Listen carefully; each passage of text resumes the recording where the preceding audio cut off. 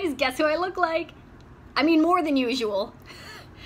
I'm not gonna lie, I feel really, really awesome right now, but I'm a bit bummed out too because my obsession with Anaconda is partially contributing to what I'm interpreting as the end of a friendship.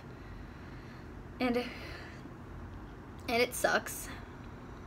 But I still like the show a lot, and I'm not in the right headspace to do an actual rewatch, even though my love for the show is really not going anywhere. But I think instead what I'm gonna do is talk about why I personally like the show as much as I do, and why I specifically relate to this, as opposed to other forms of media. And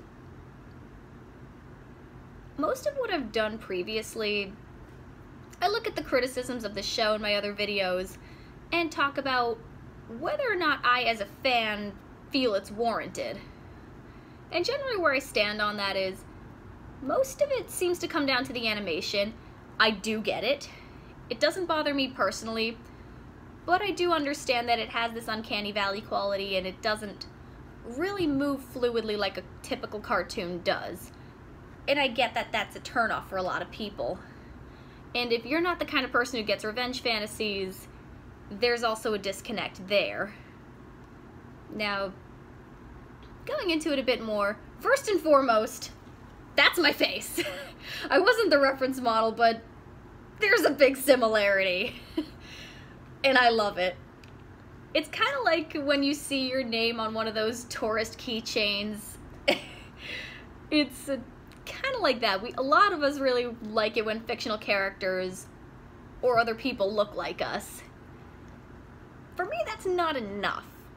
This show also thinks like me, and I love it. There's for me, a very hilarious black comedy in it, but in not quite South Park or Family Guy or any of the adult animated shows, still in very much it's kind of like halfway between Peanuts and South Park.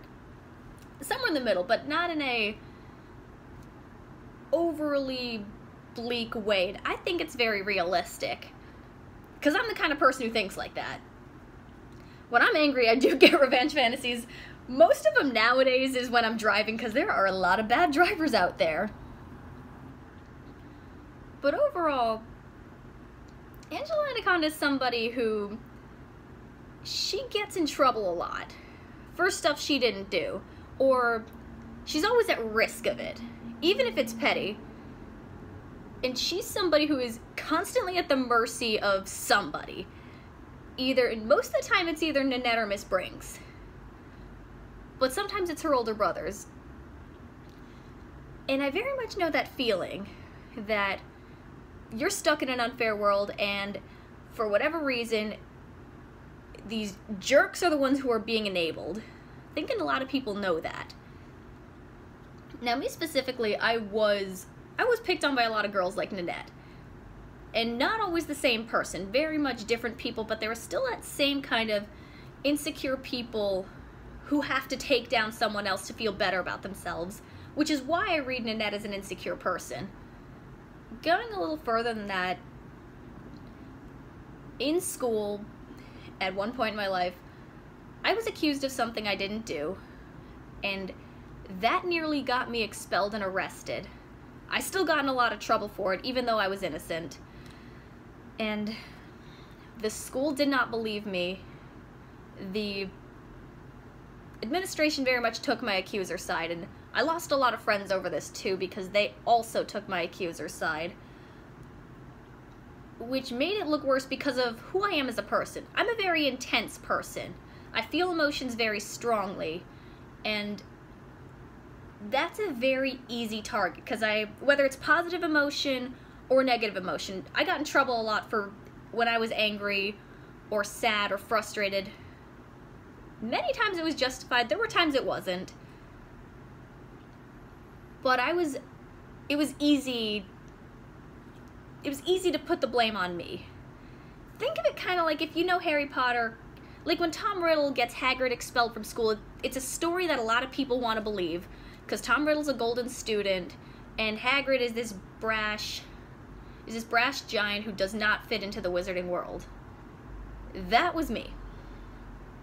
Just because of my personality, because of my quirks.